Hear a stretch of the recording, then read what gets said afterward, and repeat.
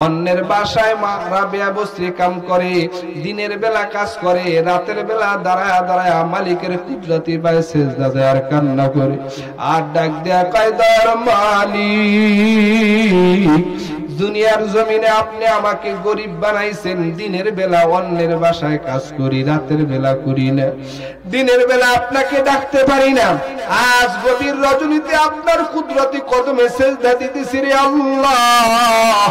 ও দয়ার মালিক, আপনি আমাকে মাফ করে দেন, আপনি আমাকে ক্ষমা করে দেন, আমাকে আপনি কবুল করে নেন। রাবেয়া বসরি আল্লাহর এত পেয়ারা হয়ে গেল, এই জমিনে বাইতুল্লাহর জন্য সবাই দেওয়ানা, বাইতুল্লাহর পাগল হয়ে বাইতুল্লাহর কিনারায় যায়। আর রাবেয়া বসরি যখন বাইতুল্লাহর দিকে রওয়ানা, রাবেয়া বসরির দিকে দেওয়ানা হয়ে সুইটা আসে, জোরে কোন সুবহানাল্লাহ। এই রাবেয়া বসরি আল্লাহর এত আশিক হয়ে গেছেন, আল্লাহর এত পেয়ারা হয়ে গেছেন, গুনাহ কইরা হয় নাই, এগুলো হয়েছেন আল্লাহর ইবাদত করে, আল্লাহর মহব্বত হাসিল করে, দুনিয়ার জমিনে ত্যাগ স্বীকার করিয়া আল্লাহর পেয়ারা হয়ে গেছেন। ও পর্দার মা বোনেরা, যারাই আল্লাহর পেয়ারা হবে তারা আল্লাহ পাক রব্বুল আলামিনকে খুশি করেই পেয়ারা হবে, ইবাদত বন্দেগী করে পেয়ারা হবে। আল্লাহর ইবাদত ব্যতীত আল্লাহর পেয়ারা হওয়া যায় না। ও যুবক ভাই, ও বৃদ্ধ বাবারা, আজ আমরা দুনিয়ার জমিনে খেল তামাশার ভিতরে পড়িয়ে গেছি, আল্লাহর পরিচয় পাই না, আল্লাহ পাকের ক্ষমার দিকে আমরা দৌড়াইতে পারি না। রাবেয়া বসরি রাহমাতুল্লাহ আলাইহা প্রথম স্বামী যখন ইন্তেকাল করলেন, রাবেয়া বসরি কোন যুগের মানুষ? রাবেয়া বসরি হলেন হযরত ওমরে ফারুক রাদিয়াল্লাহু তাআলা আনহুর পরের যুগের মানুষ, হাসান বসরি রাহমাতুল্লাহ আলাইহির যুগের মানুষ, বহু আগের যুগের মানুষের পরও মানুষ সম্মানের সাথে নাম নেয়। রাবেয়া বসরির প্রথম স্বামী যখন ইন্তেকাল করলেন, তার বান্ধবীরা বলেন, ও রাবেয়া বসরি, আরেকটা বিবাহ বসলে ভালো হয়। রাবেয়া বসরি বলে, আমি কার কাছে বিবাহ বসবো, কে আমাকে বিবাহ করবেন? রাবেয়া বসরির বান্ধবীরা বলেন, তুমি যদি এই যুগের শ্রেষ্ঠ ওলি বুজুর্গ, শ্রেষ্ঠ মুফাসসির, শ্রেষ্ঠ আলেম, শ্রেষ্ঠ সুন্দর সুদর্শন যুবক হাসান বসরির সাথে বিবাহ বসো, বলে হাসান বসরি আমাকে যদি বিবাহ করে, আমার একটা শর্ত আছে, আমি 3টি প্রশ্ন করব, আমার 3টা প্রশ্নের জবাব যদি হাসান বসরি দিতে পারে তাহলে আমি তার কাছে বিবাহ বসবো, আর 3 প্রশ্নের জবাব যদি দিতে না পারে আমি বিবাহ আর বসতে রাজি না। কয় প্রশ্ন? হাসান বসরি রাহমাতুল্লাহ আলাইহিকে খবর দেওয়া হলো। রাবেয়া বসরি তার ঘরের পর্দার আড়াল থেকে প্রশ্ন করতেছেন। 1 নম্বর প্রশ্ন, ও হাসান বসরি, এই যুগের আপনি শ্রেষ্ঠ আলেম, 1 নম্বর প্রশ্ন হলো, হাসান বসরি, আমি দুনিয়ার থেকে বিদায় নেব, ইন্তেকাল করব, এটা তো সত্য কথা, তবে আমার ইন্তেকালের সময় আমি ঈমানের হালতে ইন্তেকাল করব না বেঈমানের হালতে ইন্তেকাল করব, জানতে চাই। হাসান বসরি পর্দার আড়াল থেকে জবাব দেয়, আল্লাহু মারিফাতুন, এই খবর একমাত্র আল্লাহই ভালো জানেন। কে ভালো জানে? 1 নম্বর প্রশ্ন হলো, মৃত্যুর সময় আমি ঈমানের হালাতে মৃত্যুবরণ করব না বেঈমানের হালাতে মৃত্যুবরণ করব? হাসান বসরি বলে, আল্লাহু মারিফাতুন, আল্লাহই ভালো জানেন। 2 নম্বর প্রশ্ন, হাসান বসরি, আমাকে যখন কবরে রাখা হবে, মুনকার নাকির 2 জন ফেরেশতা এসে প্রশ্ন করবে, মান রব্বুকা ওয়া মান দীনুকা ওয়া মান নাবিয়ুকা, রবের পরিচয় দাও, ধর্মের পরিচয় দাও, নবীর পরিচয় দাও। আমি কি ওই সময় 3 প্রশ্নের জবাব দিতে পারবো কিনা, এর উত্তর আমি আপনার কাছে চাই। হাসান বসরি বলেন, আল্লাহু মারিফাতুন, এটাও আমার আল্লাহ ভালো জানেন, জোরে কোন সুবহানাল্লাহ। রাবেয়া বসরি আবার 3 নম্বর প্রশ্ন করে বলেন, ও হাসান বসরি, 3 নম্বর প্রশ্ন হলো, ওই কিয়ামতের ময়দানে মানুষ যখন উঠবে, মানুষকে আল্লাহ পাক আমলনামা হাতে দেয়া দিবেন। এই জমিনে 10 বছর লেখাপড়া করার পর যখন এসএসসি পরীক্ষা দেয়, পরীক্ষার্থী যখন 3 মাস পরে রেজাল্টটা হাতে পায়, এই রেজাল্ট হাতে পাওয়ার পরে পরীক্ষার্থী যদি পাস করে বড় খুশি হয়ে যায়, কথা বলেন ঠিক কিনা? ফেল করলে বড় বেজার হয়ে যায়, এমন কি ফেল করলে আত্মহত্যা পর্যন্ত জমিনের ভিতরে ভিতরে করে, এমনকি জমিনের ভিতরে গোল্ডেন এপ্লাস পায় না, এই কারণে অনেক মেয়ে ছেলে আত্মহত্যা করেছেন। রাবেয়া বসরি বলেন, এই কিয়ামতের ময়দানে আল্লাহ রাব্বুল আলামিন আমাকে যখন উঠাবেন, আমি রাবেয়া বসরি আমার হাতে আমলনামা ডান হাতে পাবো নাকি বাম হাতে পাবো এটা জানতে চাই। আল্লাহর ওলি হাসান বসরি রাহমাতুল্লাহ আলাইহি বলেন, আল্লাহু মারিফাতুন, এই খবর একমাত্র আল্লাহই ভালো জানেন। হাসান বসরিকে রাবেয়া বসরি বলেন, আল্লাহ যদি আমার এই প্রশ্নের উত্তর ভালো জানেন, দুনিয়াতে আমি আর সম্পর্ক করার দরকার নাই, আমি আর স্বামী চাই না। যে আল্লাহ আমার এই সম্পর্ক ভালো জানেন, আমি ওই আল্লাহর সাথে সম্পর্ক কায়েম করতে চাই। অন্যের বাসায় রাবেয়া বসরি কাম করে, দিনের বেলা কাজ করে, রাতের বেলা দাঁড়ায় দাঁড়ায় মালিকের কুদরতি পায়ে সেজদা দেয় আর কান্না করে, আর ডাক দেয়া কয়, দয়ার মালিক, দুনিয়ার জমিনে আপনি আমাকে গরিব বানাইছেন, দিনের বেলা অন্যের বাসায় কাজ করি, রাতের বেলা করি না, দিনের বেলা আপনাকে ডাকতে পারি না, আজ গভীর রজনীতে আপনার কুদরতি কদমে সেজদা দিতেছি রে আল্লাহ।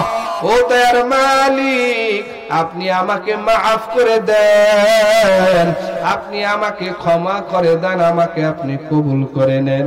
রাবেয়া বসরি আল্লাহর এত পেয়ারা হয়ে গেল, এই জমিনে বাইতুল্লাহর জন্য সবাই দাওয়ানা, বাইতুল্লাহর পাগল হয়ে বাইতুল্লাহর কিনারায় যায়। আর রাবেয়া বসরি যখন বাইতুল্লাহর দিকে রওয়ানা, রাবেয়া বসরির দিকে দাওয়ানা হয়ে সুইটা আসে, জোরে কোন সুবহানাল্লাহ।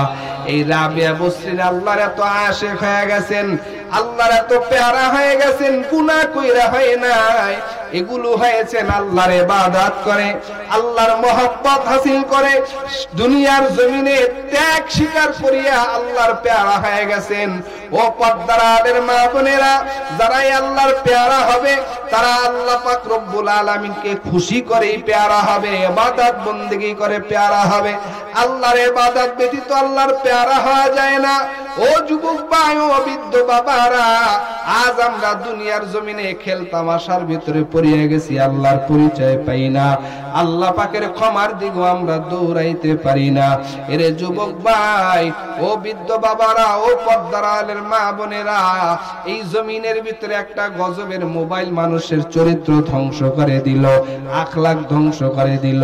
মোবাইলের কারণে মানুষ আজকে গুনার দিকে ধাপিত হতে শুরু করলো। এই মোবাইলে যতটুকু উপকার করেছেন, তার থেকে বেশি মানুষের ক্ষতি করেছেন, কথা বলেন ঠিক কিনা? যতটুকু উপকার করেছেন, তার থেকে বেশি ক্ষতি করেছেন। আজ বিবাহ কইরা স্ত্রীর ছবি আপলোড করে দেয় ফেসবুকের ভিতরে, কথা বলেন ঠিক কিনা? এমনকি অসংখ্য নির্লজ্জ বেহায়া স্বামী আছে, স্ত্রীদের মাধ্যমে ব্লগ বানায়া ফেসবুক ইন্টারনেটে ব্যবসা শুরু করেছেন নারীদের মাধ্যমে, কথা বলেন ঠিক কিনা? অশ্লীল ছবি বানায়া এরপরে ব্যবসা বাণিজ্য করে, কক্সবাজার ঘুরতে যায়, সেখানেও স্ত্রীর ছবি ছাইরা দেয়।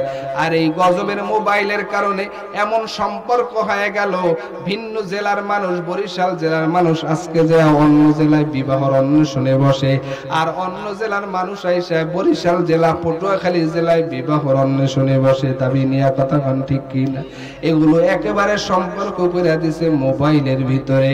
মোবাইল ব্যবহারে, অপব্যবহারে মানুষের আখলাক চরিত্র সব ধ্বংস করে দিয়েছেন। আজকেও কিতাবের ভিতরে মুতালা করলাম, আল্লাহর তাকওয়া, আল্লাহর ভয় যদি কেউ অর্জন করতে চায়, অস্তিত্ব যদি মানুষ টিকায় রাখতে চায়, তিনটা গুণে গুণান্বিত হতে হয়। এক নম্বরে গোপনে এবং প্রকাশ্যে আল্লাহকে ভয় করতে হয়। গোপনে প্রকাশ্যে যে আল্লাহকে ভয় করবে, সে তাকওয়া অর্জন করতে পারবে, কথা বলেন ঠিক কিনা? গোপনে এবং প্রকাশ্যে আল্লাহর ভয় অন্তরের ভিতরে ঢুকাও। দুই নাম্বার, বান্দা ভালো এবং মন্দ সম্পর্ক, ভালো থাক অথবা খারাপ থাক, এর ভিতরেও হকের উপরে প্রতিষ্ঠিত থাকতে হবে। বিচারের ক্ষেত্রে ইনসাফ কায়েম করতে হবে। এরকম দরিদ্র এবং টাকাওয়ালা, ধনাঢ্য এবং দরিদ্র অবস্থায়ও তুমি ইনসাফ কায়েম করো, মধ্যম পন্থা অবলম্বন করো। আল্লাহ বলেন, ওয়াসারিউ ইলা মাগফিরাতিম মির রাব্বিকুম, রবের ক্ষমার দিকে দৌড়াও, রবের ক্ষমা পাওয়ার জন্য দৌড়াও। দৌড়ালে কি হবে? কেউ যদি রবের ক্ষমা পেয়ে যায়, আল্লাহ পাক রব্বুল আলামিন তার জন্য জান্নাত রেখেছেন। ওই ওই জান্নাতরা কেমন জান্নাত? সেই জান্নাত হলো আসমান এবং দূরত্ব এক একটা কামরার ভিতরে প্রশস্ত হবে এমন জান্নাত, যেই জান্নাতের এক একটা কামরার প্রশস্ত হবে আসমান এবং জমিনের দূরত্ব। কন্যা সুবহানাল্লাহ। ওই জান্নাত আল্লাহ দান করবে কাদেরকে? উইদ্দাত লিল মুত্তাকিন, মুত্তাকিনকে আল্লাহ পাক সেই জান্নাত দান করবে।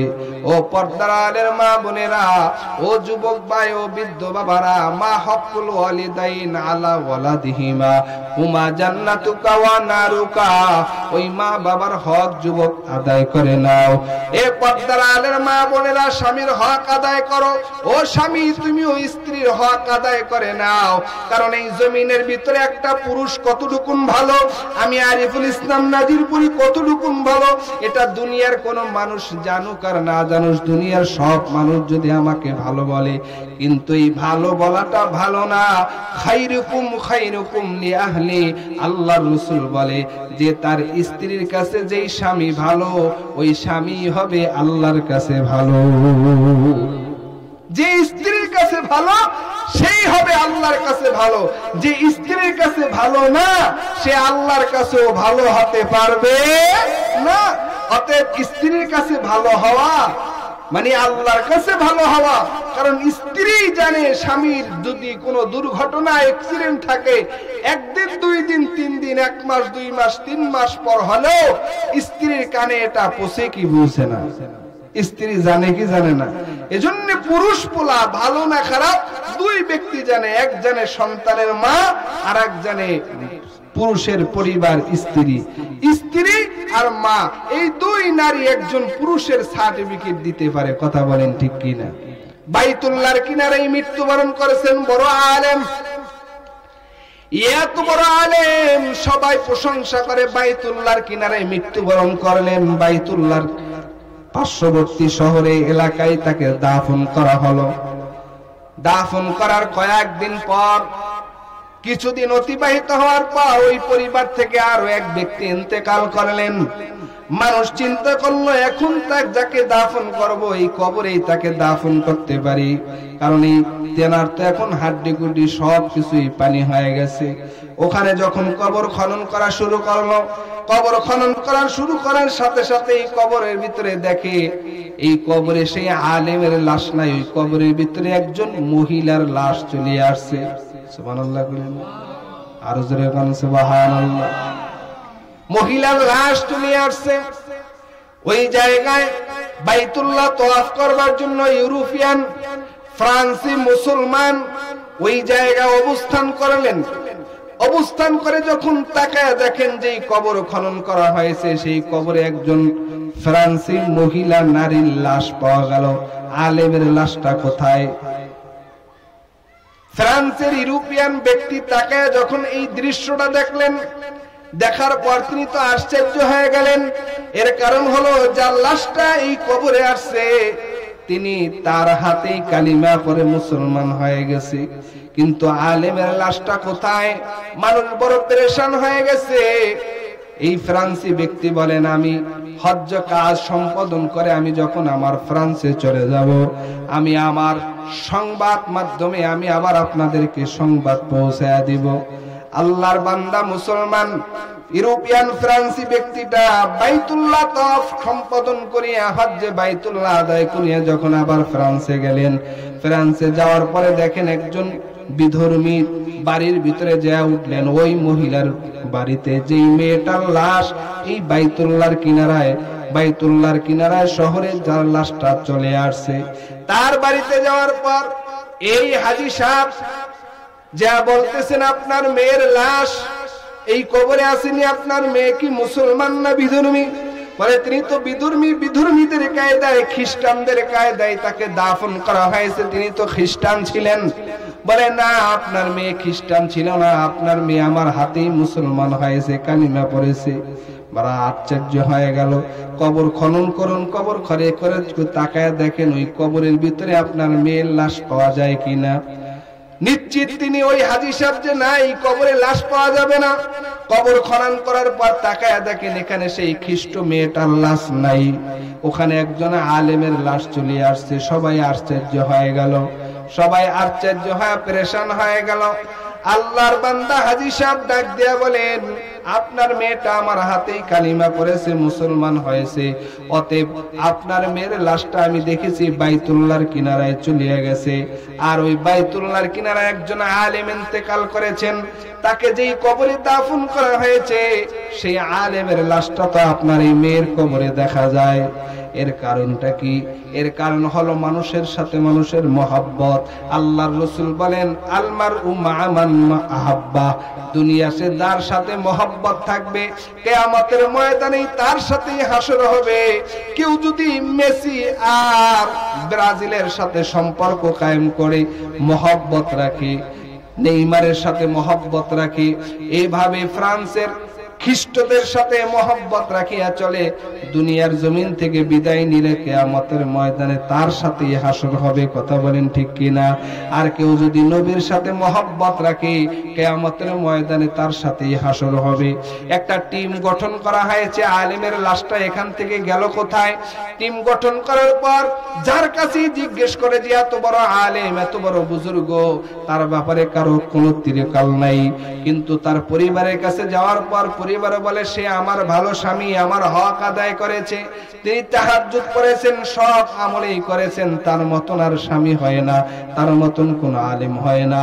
এত বড় আলেম স্ত্রীও স্বীকৃতি দিলেন। এরপর উলামায়ে কেরাম আবার তাকিদ দিয়ে জিজ্ঞেস করেন, না বলুন আপনার কাছে কোনো সংবাদ তার আছে কিনা? এত বড় আলেম হওয়ার পরেও তার কবরে কেন তার লাশটা নাই? খ্রিস্ট মেয়ের লাশটা তার কবরে কেন আসছে? আল্লাহর বান্দা ওই আলেমের স্ত্রী বলেন, হ্যাঁ আমার স্বামীর একটা দোষ আমি জানি, সেই দোষটা হলো আমরা যখন স্বামী স্ত্রী শীতের দিনে এভাবেই থাকতাম, সহবাস করতাম, মেলামেশা করতাম, যখন গোসলখানায় যাইতাম আমার এই আলেম স্বামী বলতেন খ্রিস্ট ধর্মের ভিতরে একটা জিনিস ভালো, সেটা হলো মেলামেশার পরে গোসল ফরজ হয় না, গোসল করা লাগে না, প্রয়োজন হয় না। কিন্তু আমাদের মুসলমানদের ভিতরে এই বিধানটা আমার কাছে পছন্দ হয় না। বলেন নাউজুবিল্লাহ। এই বিধানটা আমার কাছে পছন্দ হয় না যে যত শীত হোক না কেন সহবাস করার পরে গোসল করতে হবে, গোসল করা ফরজ বিধান হয়ে গেছে।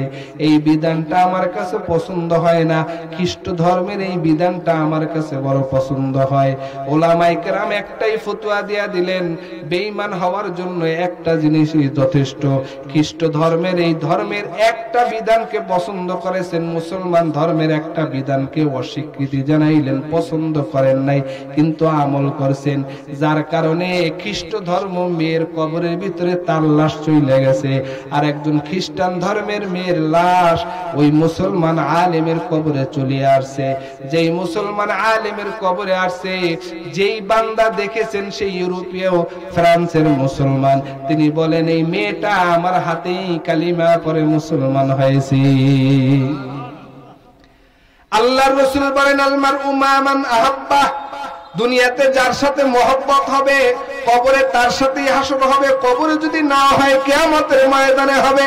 অতএব ও যুবক ভাই ও পর্দার আলের মা বোনেরা, এই জমিনে যদি নায়ক আর নায়িকা, গায়ক আর গায়িকা, ইহুদি আর বিধর্মীর সাথে সম্পর্ক রাখো, পরকালে তার সাথে হাসর হবে। এই জমিনে মা বাবার হক আদায় করো যুবক ভাই। এখানে অনেক আছে, অনেকের মা নাই, অনেকের বাবাও জমিনের ভিতরে না। তোমার জন্য জান্নাত রেডি, মা বাবায় বাজার তোমার জন্য জাহান্নাম। কারণ মা বাবাকে অবাধ্য করিয়া তুমি যত নামাজ পড়ো, রোজা রাখো, দান করো, তোমার দান সদকা আল্লাহ কবুল করবে না। ও পর্দার আলের মা বোনেরা, শ্বশুর শাশুড়িকে বেজার করিয়া দুনিয়াতে যত ইবাদত করেন না, কোনো ইবাদত কাজে আসবে না। মা বাবা কত বড় নিয়ামত, তাদের দোয়ায় কি না হয়। এই জমিনের ভিতরে যত বড় বড় লোক হয়েছে, আলেম হয়েছে, টাকাওয়ালা হয়েছে, মা বাবার দোয়ার বরকতে হয়েছে। পয়গম্বর ঈসা আলাইহিস সালাম একটা পাহাড়ের কিনারা দিয়া যাইতেছেন, পাহাড় তাকায় দেখেন পাহাড় বড় সুন্দর। এই সুন্দর পাহাড় দেখিয়া নবী ঈসা আলাইহিস সালাম বড় আশ্চর্য হয়ে গেল। পয়গম্বর ঈসা আলাইহিস সালাম আল্লাহকে ডেকে বলেন, আল্লাহ এই জমিনে আমার মায়ের দোয়ার বরকতে, মায়ের কারণে আমি বেমৌসুরি ফল আমি খাইতে পারলাম, আমার মায়ের বরকতে আমি বেমৌসুরি যত ফল আমি খাইতে পারলাম। একটা শুকনা খেজুর গাছের থেকে এক সুন্দর খেজুর তরতা খেজুর আমি খেতে পারলাম। ও আল্লাহ, জানতে চাই এমন দামি মানুষ কি জমিনে আরো আছে নাকি, একটু জানতে চাই। আল্লাহ বলেন, পয়গম্বর ঈসা যাও, ওই পাহাড়ের কিনারায় যাও। আল্লাহর নবী ঈসা আলাইহিস সালাম পাহাড়ের কিনারায় গেলেন। পাহাড়ের কিনারায় যাওয়ার পর তাকায় দেখেন একটা পাথর দেখা যায়। আল্লাহর নবী ঈসা আলাইহিস সালামকে বলেন, এই পাথরটাকে একটা আঘাত করো। ঈসা নবী পাথরটাকে আঘাত করলেন, পাথরটা দ্বিখণ্ডিত হয়ে গেলেন। এই পাথরের মধ্য থেকে তাকায় দেখেন একজন বৃদ্ধ মানুষ বের হয়ে আসছে। কিতাবের ভিতরে লেখেন, মানুষটা বের হয়ে এসে নবী ঈসা আলাইহিস সালামকে সালাম দিলেন। সালাম দেওয়ার পর ঈসা নবী জিজ্ঞেস করে, আপনি কতদিন পর্যন্ত এই পাথরের ভিতরে অবস্থান করতেছেন?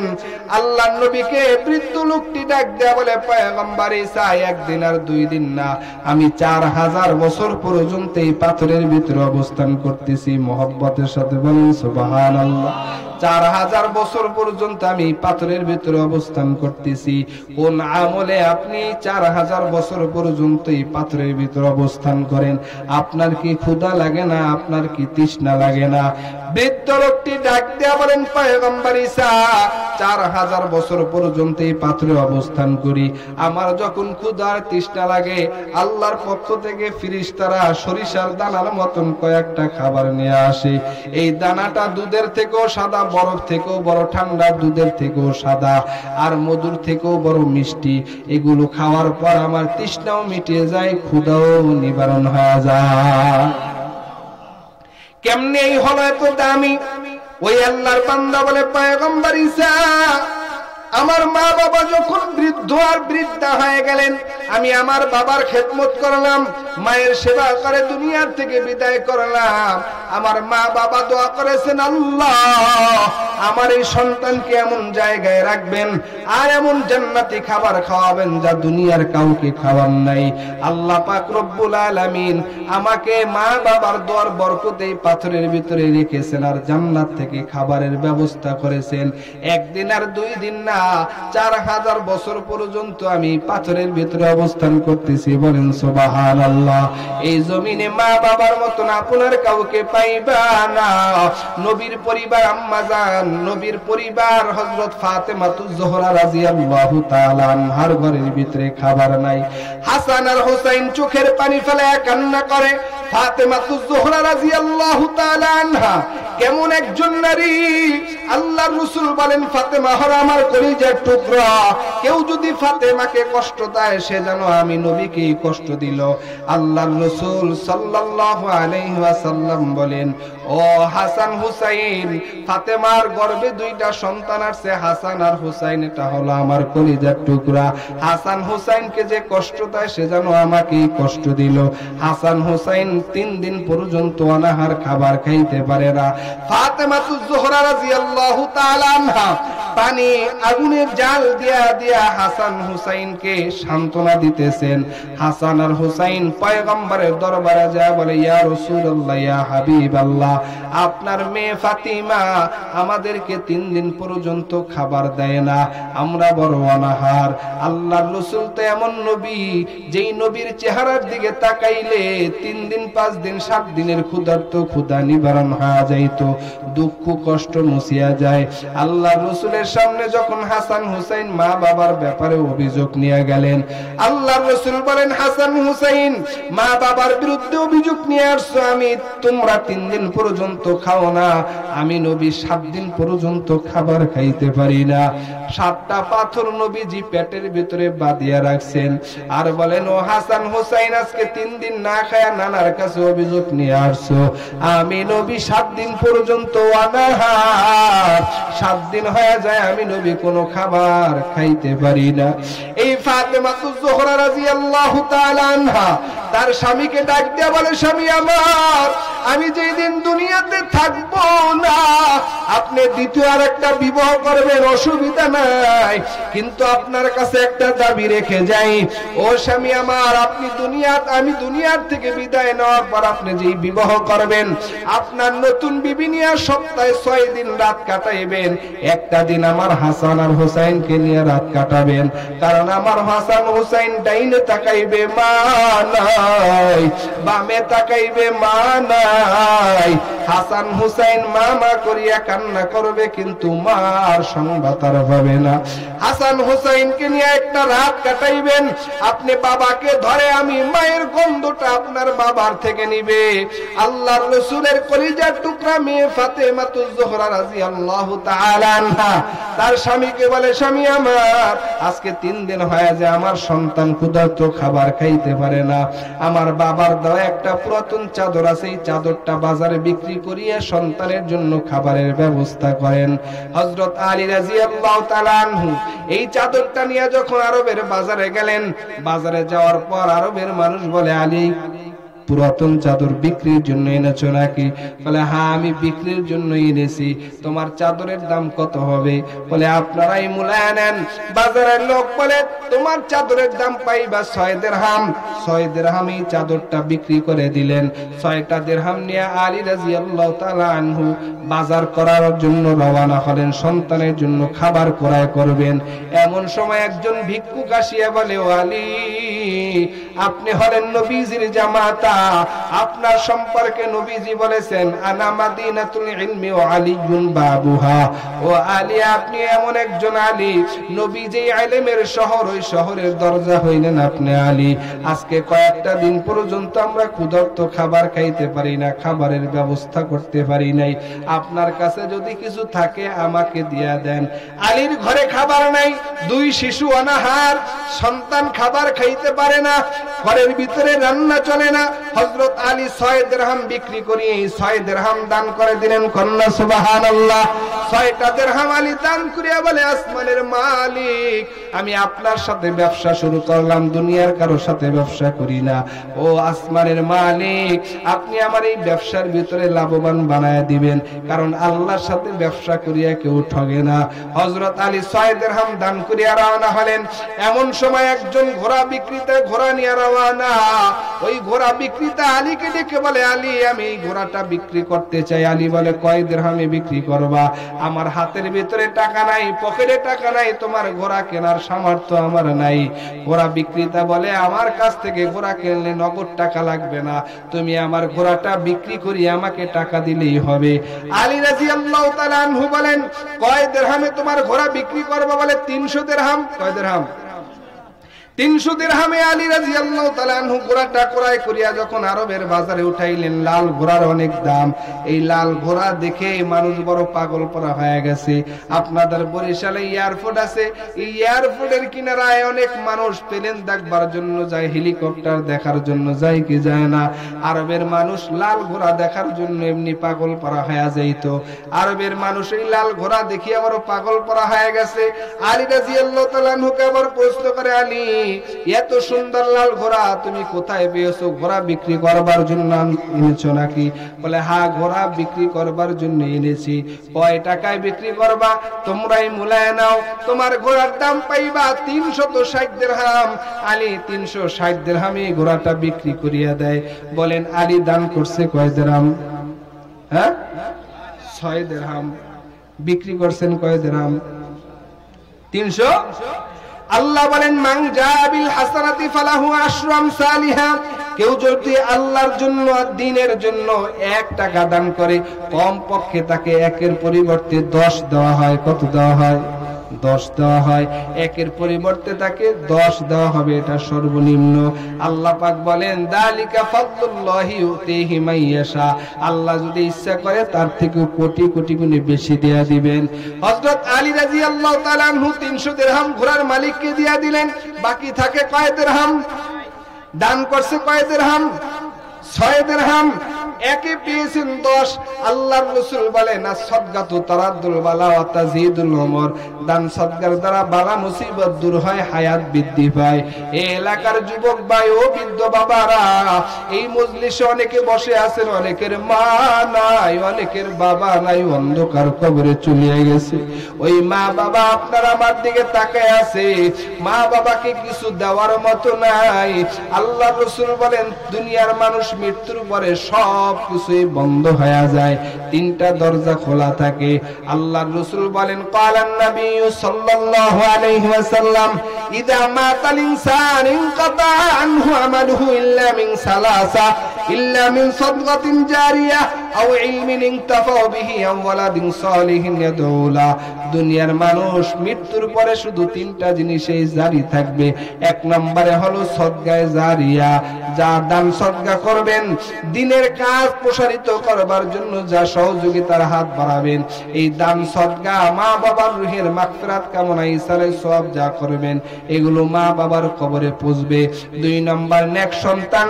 তিন নম্বরে হলো উপকৃত ইলম, যে ইলমের মাধ্যমে মানুষ উপকৃত হয়। যেমন এই জায়গায় একটা মাদ্রাসা আছে, হযরত মাওলানা এজাজুল ইসলাম সাহেব।